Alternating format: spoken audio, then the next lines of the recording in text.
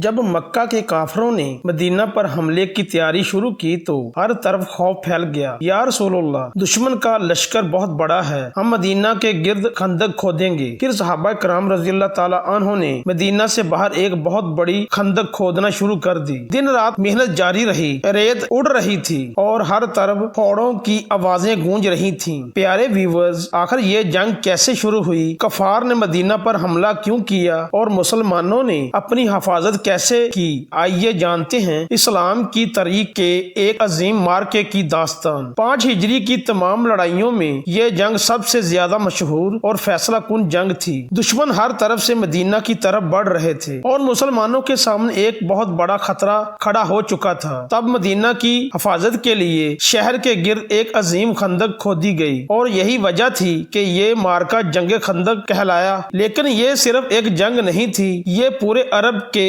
کفار کا اسلام کے خلاف متحد ہو جانے کا اعلان تھا۔ تمام قبائل ایک ہی مقصد کے ساتھ جمع ہو چکے تھے، اس لیے اس جنگ کا دوسرا نام جنگ احزاب رکھا گیا، یعنی تمام جماعتوں کی متحدہ جنگ۔ یہ وہ مارکہ تھا جس کا ذکر قرآن مجید نے بھی اسی نام کے ساتھ فرمایا۔ جنگ خندق کا سبب یہ تھا کہ جب قبیلہ بنو نذیر کے یہودی مدینہ سے نکال دیے گئے تو ان کے چند بڑے سردار خیبر جا کر آباد ہو گئے۔ خیبر کے یہودیوں نے ان کا بڑا اعزاز و اکرام کیا اور سلام بن الحقیق بن اخطب اور کنانہ بن العربی اپنے سردار مقرر کیے گئے۔ یہ لوگ مسلمانوں کے خلاف شدید غصے اور انتقام کی آگ میں جل رہے تھے اور ان کے دلوں میں صرف ایک ہی خواہش تھی کہ مدینہ پر ایسا حملہ کیا جائے جس سے مسلمانوں کو ختم کر دیا جائے۔ چنانچہ یہ تینوں سردار اپنے منصوبے کے ساتھ مکہ پہنچے اور کفار قریش سے جا کر کہا، اگر تم ہمارا ساتھ دو تو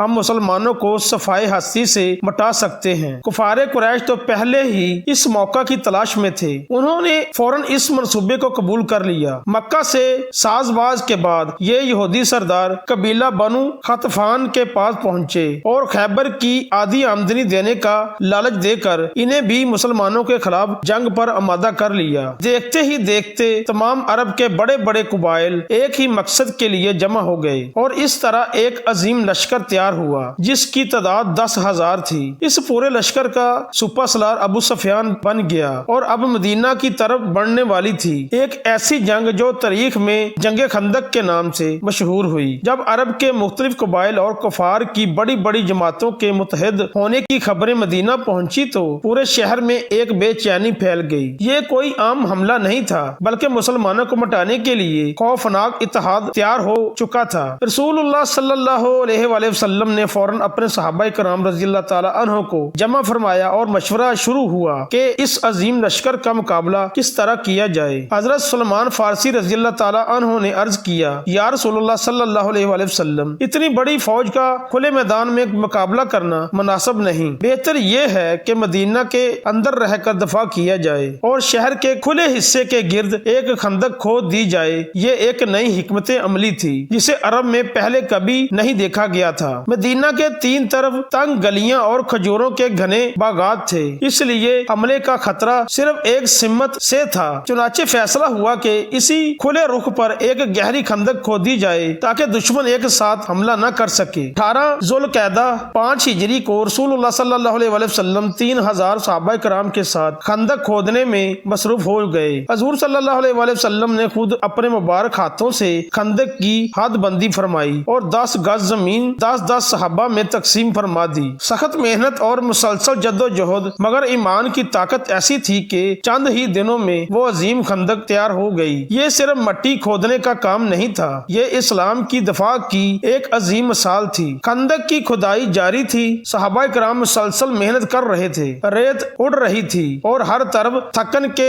آثار نمایاں تھے کہ اچانک زمین کے اندر ایک بہت بڑی اور سخت چٹان نمودار ہو گئی۔ لوگوں نے پوری طاقت لگا دی مگر وہ چٹان ٹوٹنے کا نام ہی نہیں لے رہی تھی۔ آخر کار حضرت جابر رضی اللہ تعالی عنہ بارگاہ رسالت صلی اللہ علیہ وآلہ وسلم میں حاضر ہوئے اور عرض کیا، یا رسول اللہ صلی اللہ علیہ وآلہ وسلم، خندق میں ایک ایسی چٹان آ گئی ہے جو کسی سے نہیں ٹوٹ رہی۔ یہ سن کر رسول اللہ صلی اللہ علیہ وآلہ وسلم خود اٹھ کھڑے ہوئے۔ 3 دن سے فاقہ تھا اور شدت بھوک کی وجہ سے آپ صلی اللہ علیہ وآلہ وسلم نے اپنی شکم مبارک پر پتھر باندھ رکھا تھا، مگر اس کے باوجود آپ آپ صلی اللہ علیہ وآلہ وسلم خندق کی طرف تشریف لے گئے۔ صحابہ خاموشی سے دیکھ رہے تھے۔ پھر رسول اللہ صلی اللہ علیہ وآلہ وسلم نے اپنے مبارک ہاتھوں میں پھاڑا لیا اور چٹان پر پہلی ضرب لگائی۔ اچانک ایک زبردست روشنی چمکی، صحابہ حیران رہ گئے۔ آپ صلی اللہ علیہ وآلہ وسلم نے فرمایا، مجھے شام کے شہر دکھائے گئے ہیں اور مجھے اس کی فتح کی بشارت دی گئی ہے۔ پھر دوسری ضرب لگائی، ایک اور نورانی چمک فضا میں پھیل گئی۔ آپ صلی اللہ علیہ وآلہ وسلم نے فرمایا، مجھے ایران کے شہر دکھائے گئے ہیں اور اللہ نے ان کی فتح بھی عطا فرما دی ہے۔ پھر تیسری ضرب لگائی گئی، اس بار روشنی اور بھی زیادہ چمکی اور چٹان ریت کے بھر بھرے ٹیلے کی طرح بکھر گئی۔ رسول اللہ صلی اللہ علیہ وآلہ وسلم نے فرمایا، مجھے یمن، مدائن، کیسر اور حبشہ کی فتوحات دکھائی گئی ہیں۔ صحابہ کرام کے چہروں پر خوشی کی لہر دوڑ گئی۔ وہ خندق سے زمین میں نہیں کھودی جا رہی تھی بلکہ اس کے ساتھ اسلام کی عظیم فتوحات کی بنیاد بھی رکھی جا رہی تھی۔ حضرت جابر رضی اللہ تعالی عنہ فرماتے ہیں، جو میں نے رسول اللہ صلی اللہ علیہ وآلہ وسلم کے شکم مبارک پر بھوک کی شدت کی وجہ سے پتھر بندھا دیکھا تو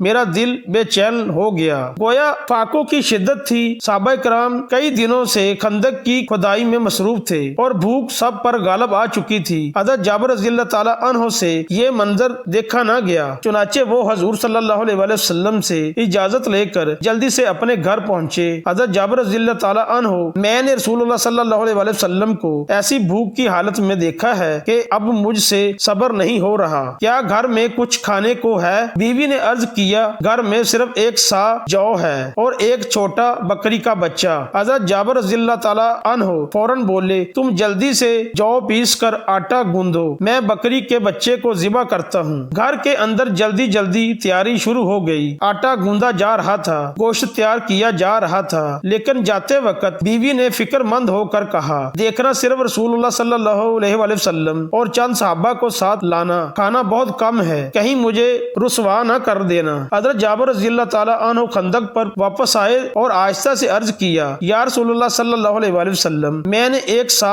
آٹے کی روٹیاں اور ایک بکری کے بچے کا گوشت تیار کیا ہے، آپ چند صحابہ کے ساتھ تشریف لے آئیں۔ لیکن یہ سن کر رسول اللہ صلی اللہ علیہ وآلہ وسلم نے بلند آواز سے فرمایا، اے خندق والو، جابر نے تم سب کی دعوت کی ہے، چلو سب لوگ ان کے گھر چلتے ہیں۔ سن کر حضرت جابر رضی اللہ تعالی عنہ حیران رہ گئے اور دل میں سوچنے لگے، اتنا تھوڑا سا کھانا اور اتنے سارے لوگ۔ پھر رسول اللہ صلی اللہ علیہ وآلہ وسلم نے حضرت جابر رضی اللہ تعالی عنہ سے فرمایا، جب تک میں نہ آ جاؤں روٹیاں مت پکانا۔ چنانچہ جب رسول اللہ صلی اللہ علیہ وآلہ وسلم حضرت جابر رضی اللہ تعالی عنہ کے گھر تشریف لائے تو سب سے پہلے گوندے ہوئے آٹے کے پاس گئے۔ آپ صلی اللہ علیہ وآلہ وسلم نے اپنا مبارک لاب دہن کو آٹے میں ڈالا اور برکت کی دعا فرمائی۔ پھر گوشت کی ہانڈی کے قریب تشریف لے گئے اور اس میں بھی اپنا مبارک لاب دہن ڈال دیا۔ گھر کا ماحول خاموش تھا۔ حضرت جابر رضی اللہ تعالی عنہ اور ان کی اہلیہ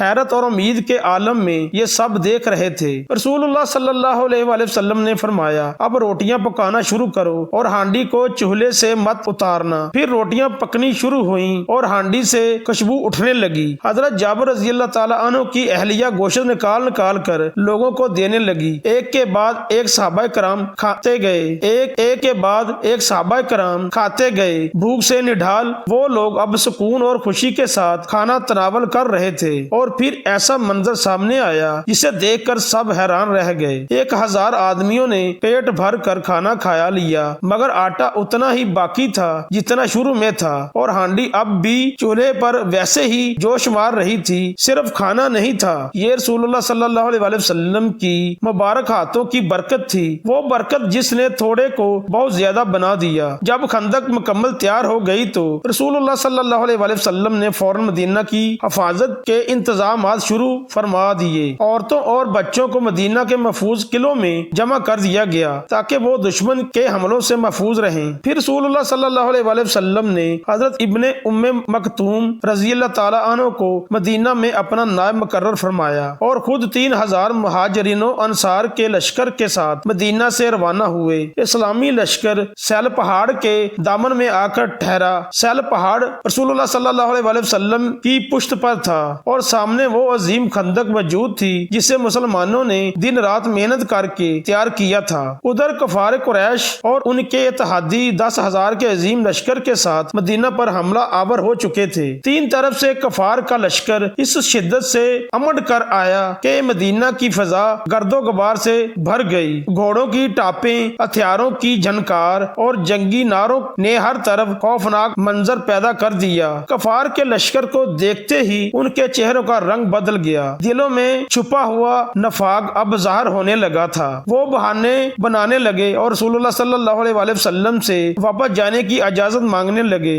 منافقین، یا رسول اللہ صلی اللہ علیہ وآلہ وسلم، ہمارے گھر محفوظ نہیں ہیں، ہمیں واپس جانے کی اجازت دے دیجیے۔ مگر حقیقت کچھ اور تھی، وہ اپنے گھروں کی حفاظت نہیں چاہتے تھے بلکہ میدان جنگ سے فرار چاہتے تھے۔ اسی بارے میں اللہ تعالیٰ نے قرآن مجید میں فرمایا، اور انہوں میں سے ایک گروہ نبی صلی اللہ علیہ وآلہ وسلم سے اجازت مانگ رہا تھا، کام ہی نہیں ہے۔ وہ کہتے تھے کہ ہمارے گھر غیر محفوظ ہیں، حالانکہ وہ غیر محفوظ نہیں تھے، وہ صرف بھاگنا چاہتے تھے۔ منافقین تو خوف زدہ ہو کر واپس جانے کے بہانے ڈھونڈ رہے تھے، لیکن دوسری طرف اسلام کے جانسار مہاجرین و انصار ایمان اور یقین کے ساتھ میدان میں ڈٹے ہوئے تھے۔ جب انہوں نے کفار کے عظیم لشکر کو گرد و غبار کے طوفان کے ساتھ مدینہ کی طرف بڑھتے دیکھا تو ان کے قدم نہیں لڑکھڑائے بلکہ وہ پہلے سے زیادہ مضبوطی کے ساتھ سینہ سپر ہو کر کھڑے ہو گئے۔ ایسا محسوس ہوتا تھا جیسے سال اور احد کے پہاڑ بھی سر اٹھا اٹھا کر ان بہادر مجاہدوں کی